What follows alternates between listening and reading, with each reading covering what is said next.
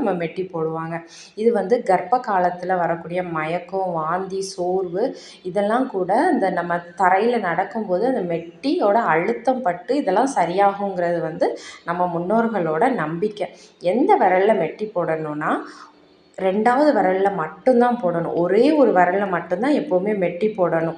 3 விரலில் போடுறது, 2 விரலில் போடுறதுலாம் போடவே கூடாது. ஒரு விரலில் போட்டால் தான் நமக்கு ரொம்பவே ஆரோக்கியம்.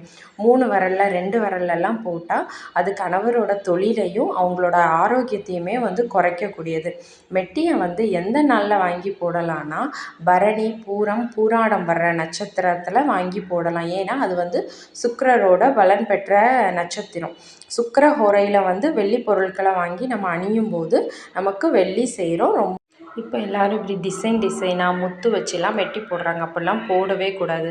எப்போவுமே இந்த ரவுண்டு மெட்டி தான் போடணும். இதுதான் நம்ம விரலை சுற்றி அந்த அழுத்தம் கொடுக்கும்.